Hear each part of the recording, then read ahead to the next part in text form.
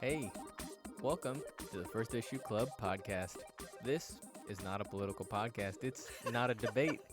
We don't have any presidential candidates on this. This is your respite. You can come here for the only thing that matters. And what's the only thing that matters, Mike D? First Issue Comics. Yes, that's the place. Here is the place where we read them each and every week. What kind of comics do we read each and every week? I already said first issue. That's true. We just wanted to remind you that this is a reading club. It never hurts to say it again. We read only number ones. We read the hottest ones each and every week. And we invite you to read them with us. Yep. And explore the world that is comic books. You can hold my hand while we explore. I would love to hold your hand. Okay.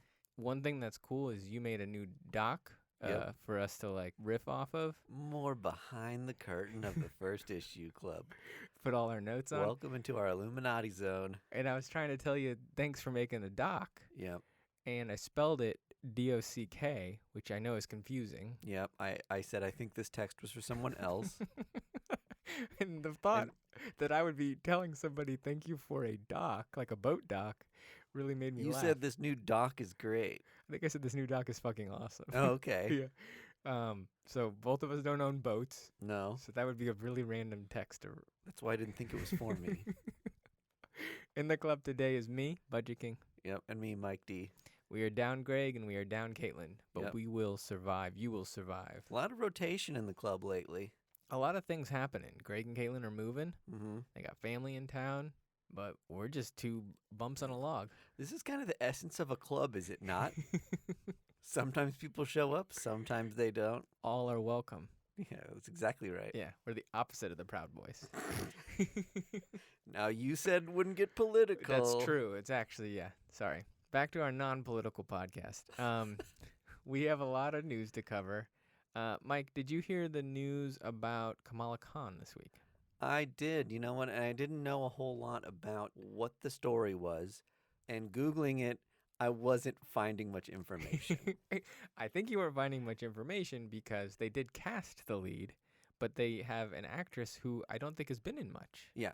Every article that I found said newcomer before her name. It was like somebody had copy and pasted the article titles from each other because there was no other information to give. They all have the same RSS feed. Yeah. When we found her IMDb page, it said created 6 hours ago. Yes. She is completely green. One thing I did appreciate, they had like a press photo of her alongside the announcement in a lot of these articles. And she looks age appropriate for this. It wasn't like they cast a 30-year-old to play like an 18-year-old. I think she's 16. I think she's Pakistani. Right. She looks cool. Looks like the part. She looks like Kamala. Totally. So I'm excited. This is a new Disney Plus show that's coming out. Do you have any Kamala Khan first appearances or number ones? I have her first appearance and I have number one. Do you? Okay. Yeah. I'm guessing those are like booming today. Yeah, they were going pretty well when the show got announced, but you're right. Probably today that they're good. Do you have them as well? I don't have the first appearance, but I've got the first issue, and I've got some decent covers of it too. Cool. That are probably popping off too. But I think someone getting cast is making it feel real.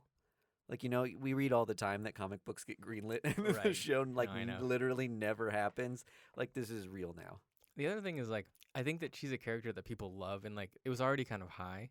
Yep. But her becoming a show, that just, like, puts it on this, like, next pedestal. Same time as the video game. She was, like, one of the lead characters in the new game. What's fun about her, kind of like Miles Morales, is, like, you could still buy the first appearance of her if you wanted to. Like, yeah, it wasn't, like, a million years ago, and it's not, like... Yeah. Like, Moon Knight's first appearance, probably pretty pricey. Yeah.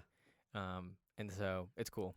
But let me also say, too, that there have been some first appearances lately that I cannot believe how insane the price is comparatively to like other comics that seem mega important and crucial to comic book history to me. I think Cosmic Ghost Rider is like at $200 now. Isn't that insane? Cosmic Ghost Rider.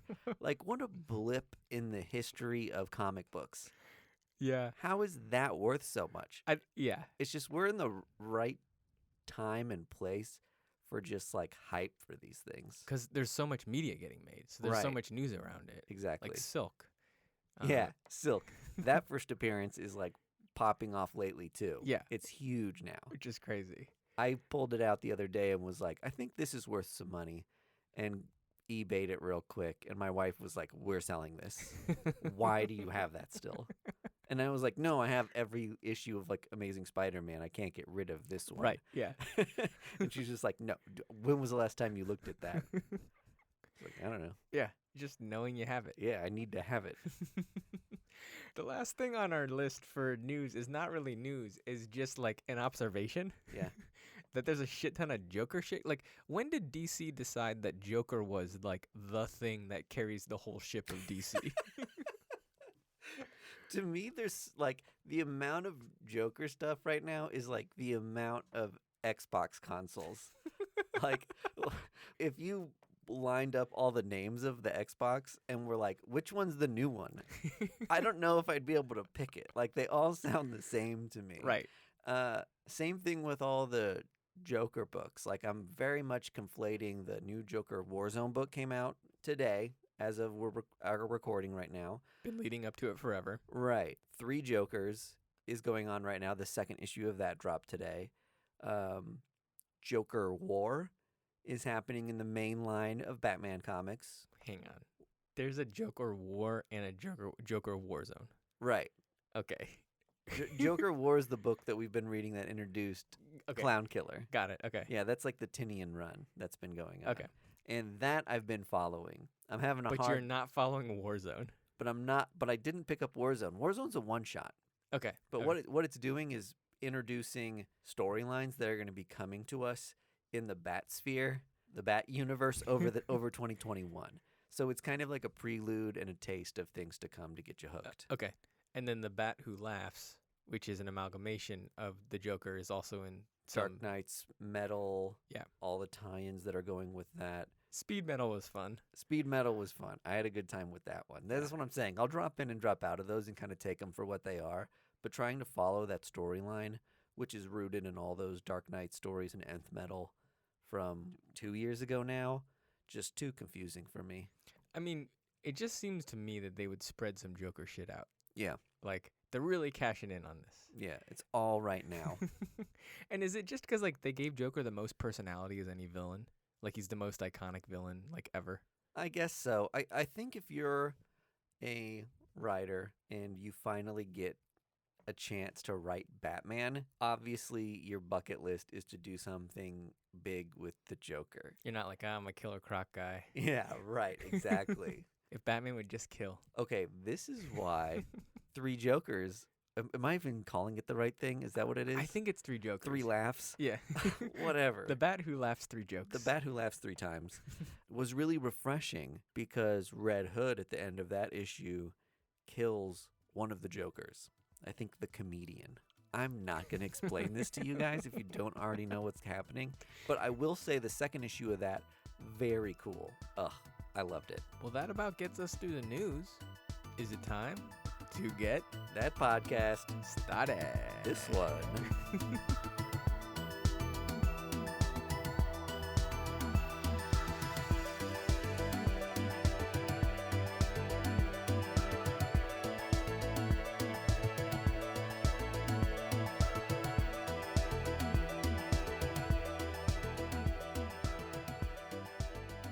First up, we have Shang-Chi #1 out on Marvel Comics. This is by Jean Luen Yang, Philip Tan, and Dick Ruan.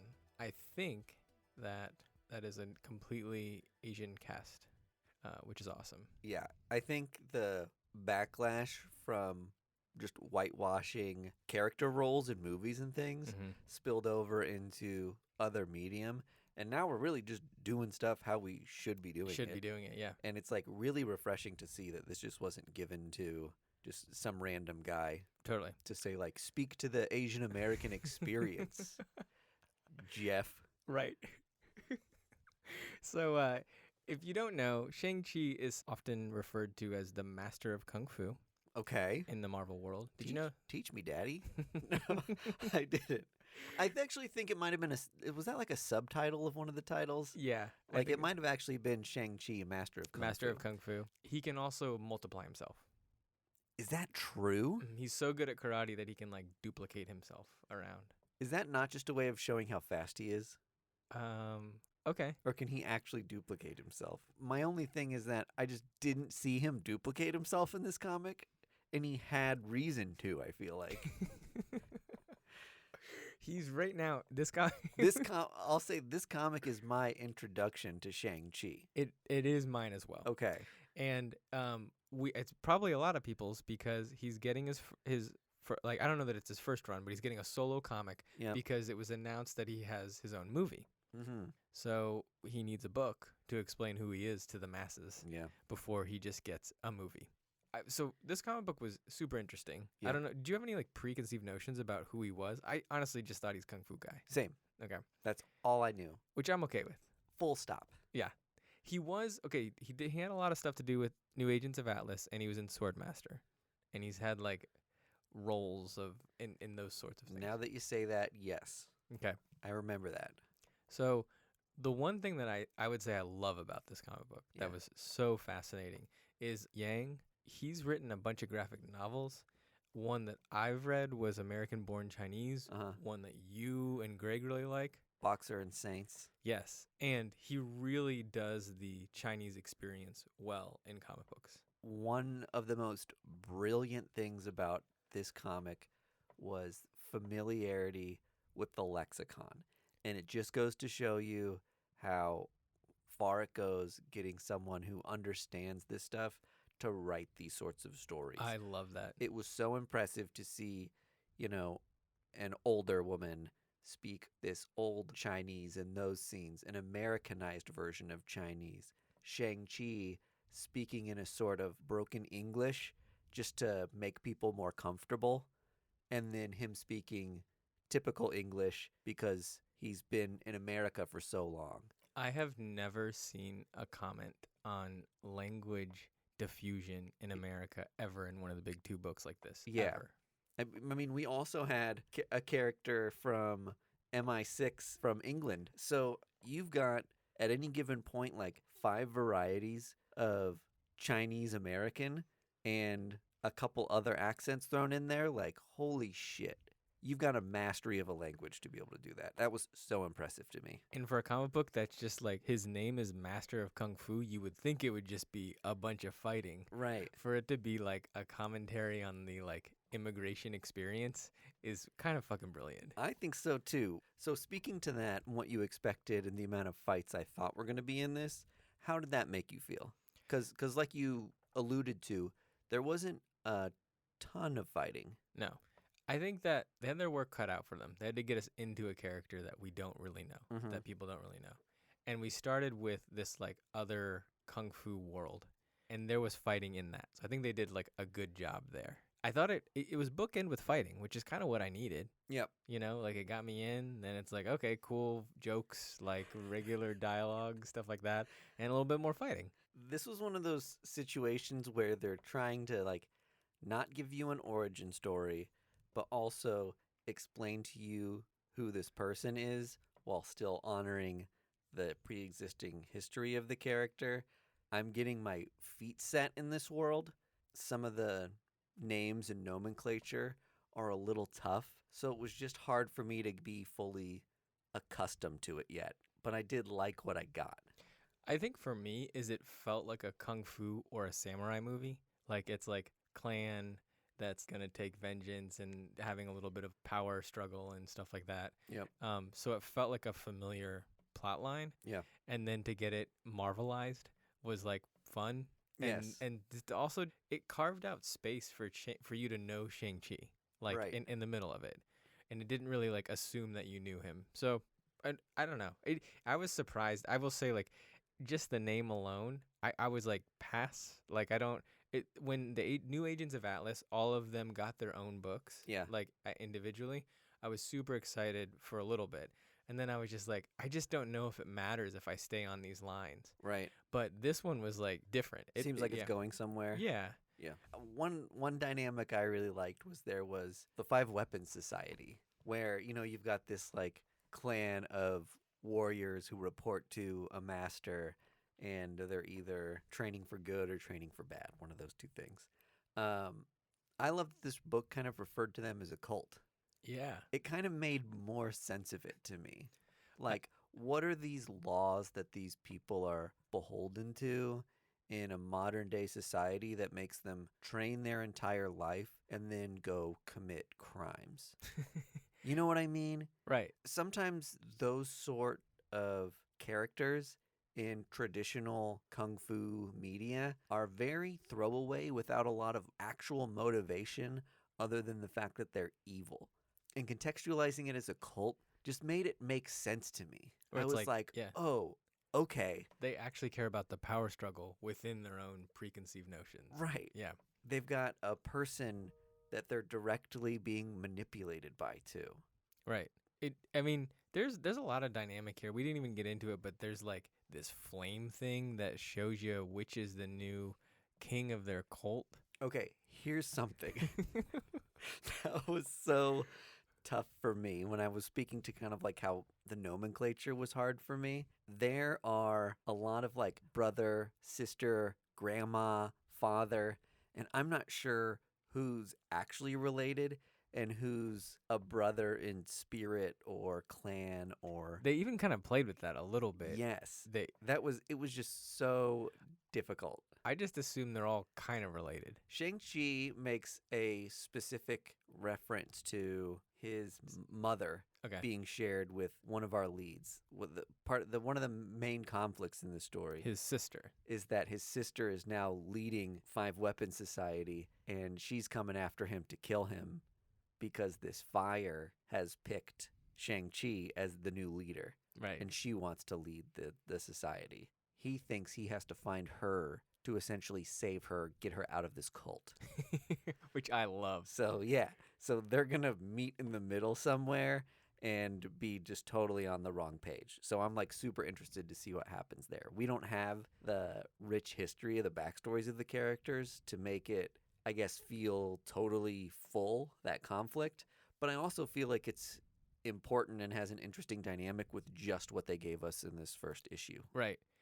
It's weird for me. I'm reading Firepower, Mm-hmm. and it's like a very similar Hickman story. Yeah. Of like secret kung fu person in society and stuff like that. Right.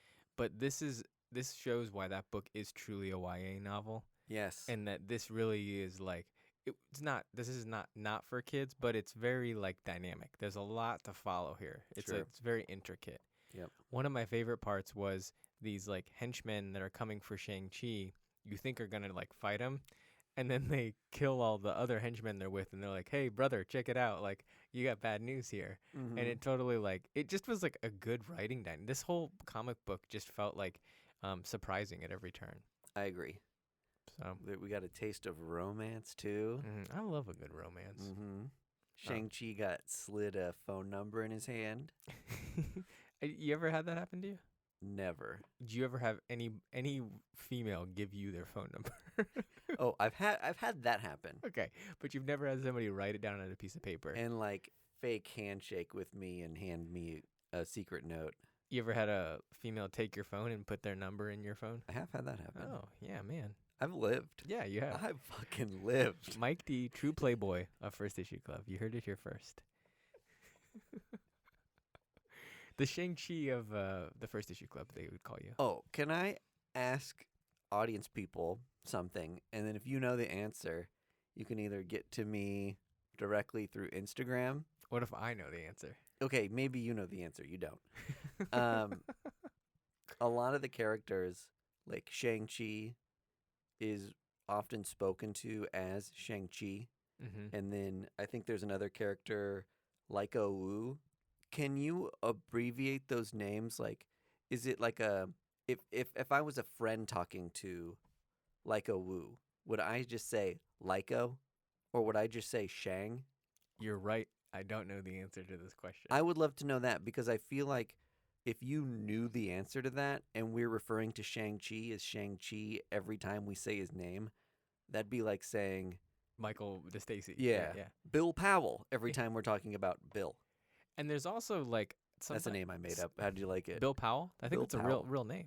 Well, I'm sure it's a real name for tons of people, but I just pulled it out of my ass.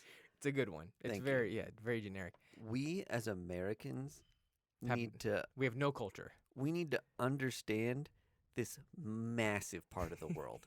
This part of the world that's taking up the majority of the world. Right. Way more than us. We've got no clue how this stuff works, and it kind of saddens me that you might tell me something about some like about the prefix for the family name, and I'm like, I know I've heard that, but is it Chinese? Is it Korean? Like, I've got no clue. Bad on us because Yeah. they figured us out. Right, If I was Budget King the Third, they'd be calling me Budget King the Third. right, It's not that hard. right. So sorry that we're uncultured sometimes. I will try to do better. Right after this, we're Googling shit. And yeah, I think reading Shang-Chi Yeah. is a good stepping stone. I feel like I learned some stuff. This is a great experience for. I know that this sounds like trite and I don't know, just not very smart. But it's like if I wanted to like learn about a culture, this is how I prefer to do it. It's cool. 100%, yeah. It's fun With pictures and content that Yeah. like keeps you engaged. and it's enjoyable. It Yeah. doesn't feel like taking my vegetables There or are something. stakes. Yeah. I loved it. Shang-Chi was a great comic, and I hope it has some steam behind it. Yep. This was a big release for Marvel this week. A lot of covers. There's a push for it for sure. After the movie, all bets are off. I think it's probably going to be huge. It only needs to do better than Bloodshot.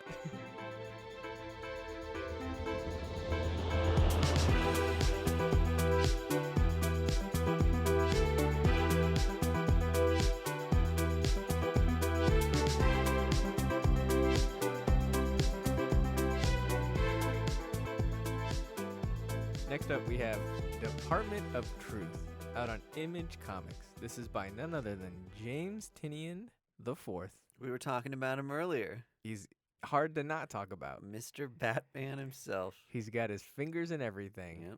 Yep. They call him Octopus Finger Man. He lost his thumbs. He only has 4 digits. And Martin Simmons. This comic book, what is truth, Mike? How? God, How could what you, a question. How could you truly know? Hang on just a sec.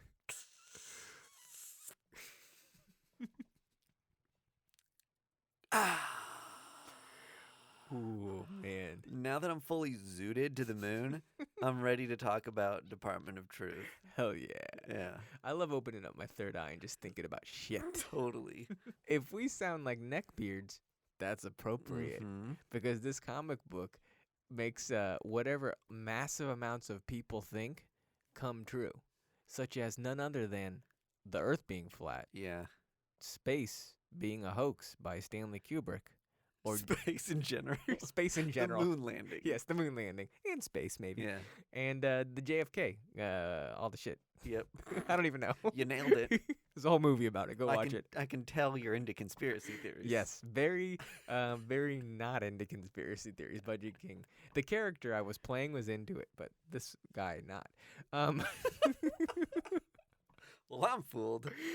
It sounds like a bunch, but it's done really like succinct. I think before this book even released, everyone knew this was going to be the it comic this week. Especially because there was 12 covers for it. Oh my God, for an independent book, that's insane, the Right. number of covers. I cannot believe how many covers there were for this. It was weird, even for Image. Yes. But you're right. People knew this was going to be big.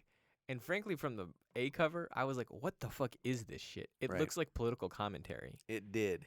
And I was like, I don't really need that. Yeah. Because remember, this show's not political. Mm-hmm. It's Hey, listen, and I hope you got your copy of your A cover today if you were looking for it, because nerds are going to be fingering up that whole fucking stack of comics because there's a secret cover. This is what I hate the most about comics with secret covers. I thought it was such a cool thing when they started doing it, but now you can just tell that every nerd has felt every single comic as if they think, I'm the only one who knows about this. No, fuck you. they're at the front of the counter, and your comic shop owner is either selling them on eBay or selling them to you for more money. Don't touch all the comics. I agree. And fuck you anyway for being Me? for being secret cover guy. Oh, I'm sometimes secret cover guy though, Yeah. so maybe fuck me sometimes. Okay. Too. Yes. Big, lots of power, lots of heat behind this comic book. Yeah. And frankly, I didn't know jack shit about it. Did you? No, I didn't know anything. And you start. Let me tell you the experience of reading this comic book. You start reading it, and you're like, nah, this artwork belongs in a graphic novel. I don't read floppy comics that have this kind of like abstract artwork Yeah. in it. I don't have the patience for that. Yep. I'll buy a nice graphic novel. I'll go, or I'll trade. I'll go sit by the beach. I'll enjoy myself for 3 hours. I'll really get into the artistic experience. That's where I want that type of artwork. But then 2 panels in, you got yourself a heater of a comic. Yeah. Big time. It has political commentary about the shit that's going on today, things that's happening in the election, Yeah. in Facebook, in the way that stuff is shared and all that kind of stuff, in a palatable, not going to shove it down your throat way, in a really enjoyable, fun, dramatic ride. The first time he mentioned like memes, I should say the arc of the story kind of takes place through this guy being interrogated. Yes. And he's being interrogated because he is an FBI agent who researches far-right culture and the memes, the message boards, all that stuff. And he went to a flat earth convention as like part of like I don't know if it was like a thought experiment or if it was research on just that movement in general. But he sees some wild shit and is now getting pressed by some secret organization that he thinks is going to kill him. That secret organization is, spoiler alert, the Department of Truth. Run by, do you want to say it? Yeah, I think so. Okay, is it okay? I mean, if you haven't read the book, pause right now or just skip 30 seconds. Sure. Okay, Lee Harvey Oswald. No one had the chance to push their skip button. We told him to. Yeah, that's true. So, You have no one to blame but yourself. yep, you could have done it. In the beginning, you see good old Lee. I think that's how his friends referred to him. I love that a figure that's so key to like the conspiracy theory of all conspiracy theories lives Right. at the center of this is like so fun. That the fact that it's like grounded in something that we can look at and point to is amazing. Right. Yeah, I mean, this comic was brilliant. It was Yeah. brilliant in that really kind of everything that it did. The artwork I knocked at the beginning then kind of unfolds into like completely makes sense. It really does set like a weird atmosphere and tone to the comic that was kind of interesting. It kind of worked once you really got your feet set. And for the crux of the comic book to be what is truth, what is real, Yeah. and it drawn so like ethereal Yeah. or just like you're kind of like you do feel like you're in a dream world. Mm-hmm. Like you are questioning, like there's a person who's revealed who's wearing sunglasses the whole time that like she takes her glasses off and she has like X's over her eyes. Yeah. No eyes, just X's. Yeah. Where they should be. Like cartoon X's. Right. And it's like, is that an artistic choice or does Yeah. she actually not have eyes? But you find out later that she does not have eyes, I think, right? Yeah. She's So- like walking, talking pop art or something. Right. She's got some sort of like important role to play, I'm sure, but we don't know what it is yet. And I fucking love that he managed to also make fun of flat earthers, but also kind of make it like Validate them. yeah, validate them in some weird way. So it walks the line really well. It's almost hard to talk about just because so many things happen in the comic, and I don't want to. I kind of want to tiptoe around like the point it's trying to make because I don't know if I'm putting that on the comic or not. I think when you put presidents on the cover Yeah, during an election year, you're trying to make a statement. sure. Yeah, And I think the statement is fine. right. It's just is like, hey, whatever people put on social media, they think is real, so it might as well be real to them. right. I did. I God, said it's such a good time for a comic like this. It really feels like something that should be written in retrospective in like another 5 or 10 years. Right. And the fact that it's being written now, I'm kind of like, wow. That And just kind of like slapped me it upside came the out. head. It came out the night after the debate. Like, can Yeah, you think that's about that? wild. Yeah. I I don't want to get political here on this, but I do want to say this statement. If you watched the debates last night at all, for when this podcast comes out, it'll be a week later, you can think whatever you want, but you had to have witnessed a person who was bullying and belligerent and lying, wasn't telling truth. Whether or not you like that person, you witness that. There are whole swaths of people, including my family, that sat and watched that and thought, yeah, get him. Good job. Yeah. He's doing what I think a president should be doing. Right. He's a tough guy, right? And they just formed this truth when the empirical truth, I believe, is different from what their reality is. But we hold two complete different truths just because we published it on our fucking social media accounts. Yeah. Like, come on. You're totally right. It's crazy. And the fact that we also validated or gave validation to a group called the Proud Boys Yeah. during this speaks even further to kind of what this comic is saying and the base that is being targeted and prodded with a cow poker to keep moving and keep going. That whole side of it just blew my mind. It's crazy. And Yeah. it's like, yeah, and all you have to do is just like say it or believe it, and like, Yeah. and it's there. Flat Earth is such a good concept for this comic book because it is so absurd. I'm sorry if we're offending even one of our friends, a borderline flat Yeah. earther. Yeah. Yeah. So we're offending him as well. It's so absurd, but it is so true. And he spells it out in the comic book of like exactly the psychology of why somebody Yeah. even desires to create that narrative for themselves. Right. I'm into some kooky shit, so you could knock me for flat earther. You can knock me for being into energy, for being into like I don't know. Even what astrology, Yeah, I don't mind. Astrology doesn't bother me. tarot cards. Chiropractic I like. Yeah. I've never done tarot cards. I'm not opposed to it though. So yeah, fine. Gems. I don't hate gems. I think they're Okay. fine.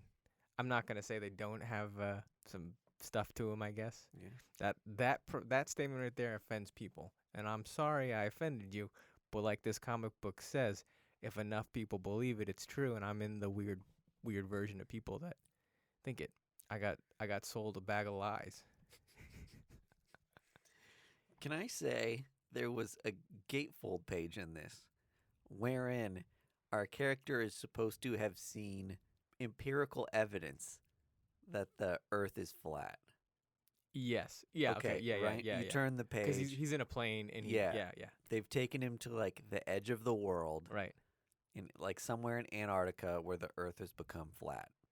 And there's this insane diorama page thing. And I was just like, I just don't know what I'm looking at.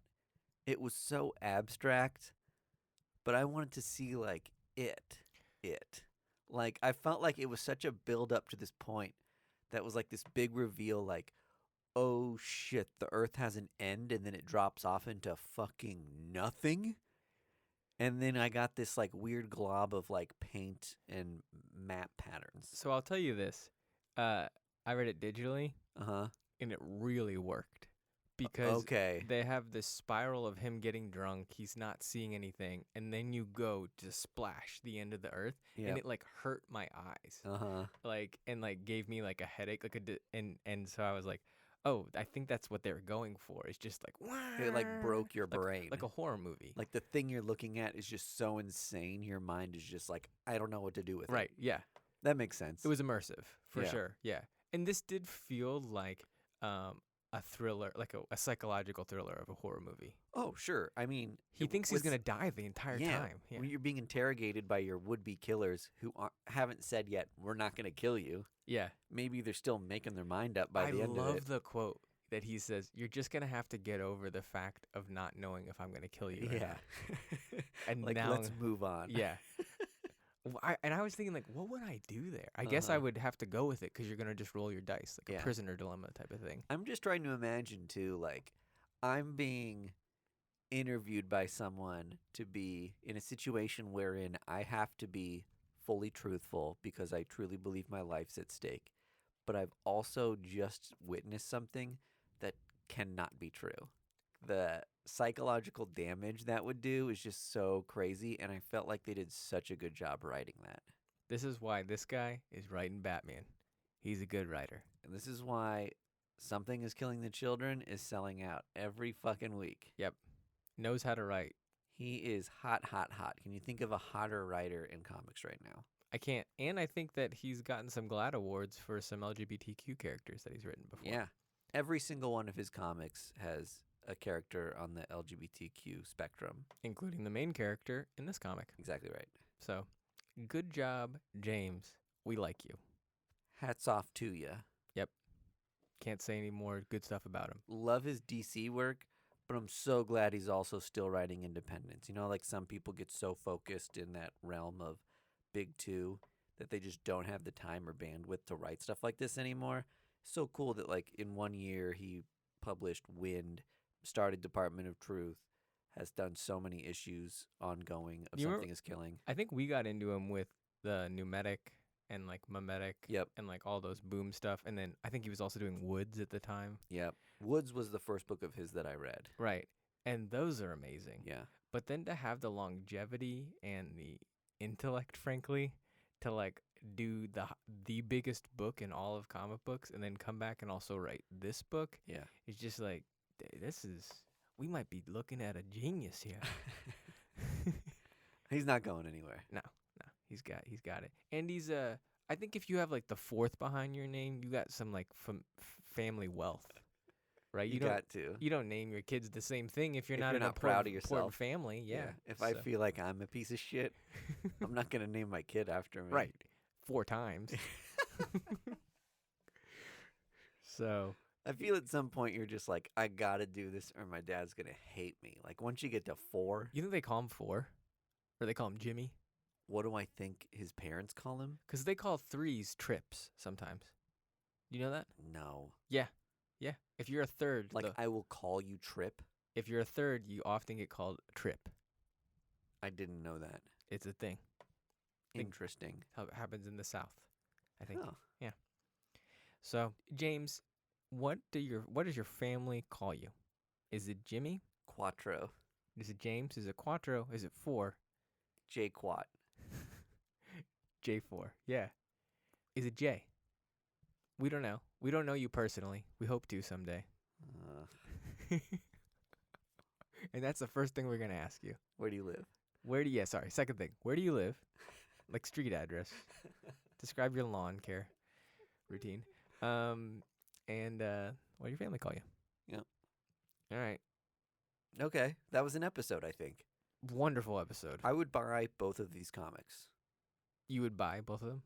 Yeah. Is that what you said? I thought you said I would buy right, and I wasn't sure what that meant. No, I would buy both of these comics. Again. Like the number 2. If I had to do today over again, I would buy these comics again. Shit, you would Groundhog today. Yeah, I would Groundhog today just so I could get the experience of buying these comics again. Here's what I'll also do. Well, tell me your philosophy on this. This is a fun little treat if you stuck around, guys.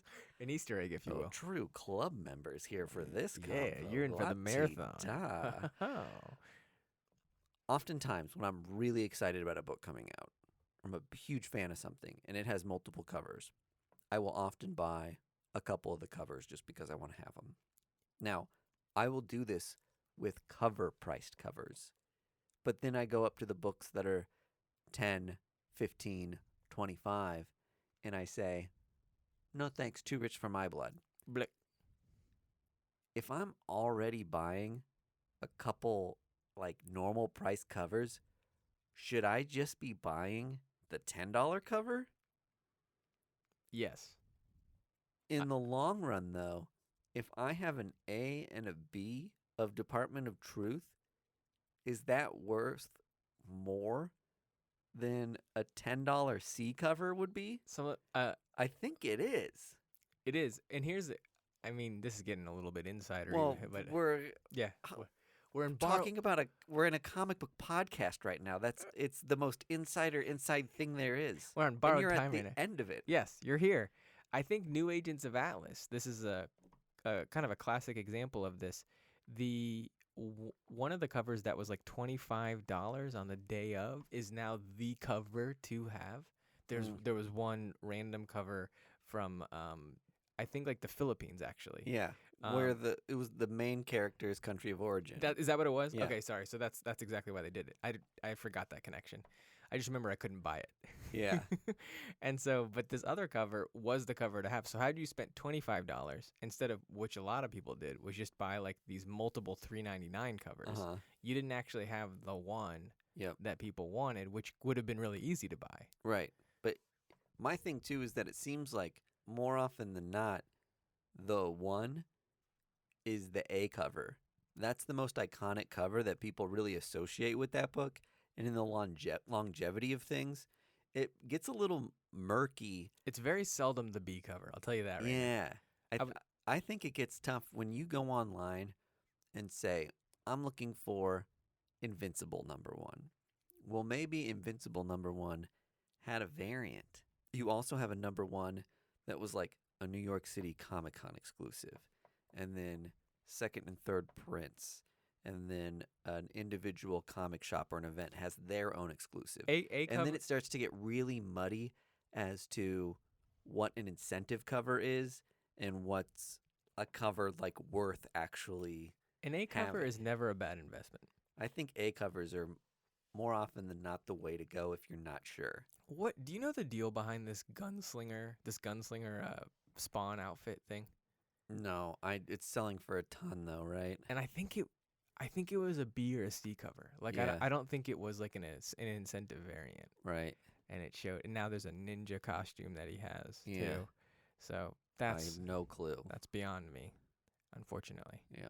Do you, when there's a hot new book and you didn't get the A cover, you go back and buy it for a little bit too much the next week? No, I normally don't actually. I do. That is one thing I'm a little bit like OCD about. Yeah. I will also say that like there are times when I pass on a book that is buzzing just because I know that in my heart of hearts I don't care. And that's really good to do.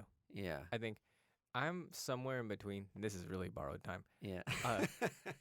Autumnal. Am I saying that right? Yeah. Is a hot book right now. Yep. That A cover is like fire right now. Is it? And I'm kind of like, I was just ho-hum on the book. Like Yeah. I thought it was good. Yep. But it didn't like grip me. Yep. And I do like Vault though a lot. Mm-hmm. So I'm like, do I need to go get that like A cover? Yeah. Because I have a B cover, but the B cover looks like a Virgin cover and it's pretty cool. Yeah. So I don't know. I I don't know what you do. And that's it. Just tell us if you made it this far. Yeah. Should I? What do you do? Do we invest the money in a Vault cover that nobody will know about in 6 months? No. Yeah, it's not going to stand the test of time. We already know it's a maxi. Oh, I didn't even know that. It's only 8 books. Yeah. So. Blech. So there it is. Covers, B covers. We talked about it all. We should have put it on the Patreon. Hey, if you made it here and you made it this far, Yep. we are going to do more of this on our Patreon. Mm-hmm. One thing that came out this week on the Patreon, in the comic book world that we're covering on the Patreon, new Hulk story. Yep. By Jeff Lemire. The Threshing Place. Mm-hmm. Come hear about that on our Patreon.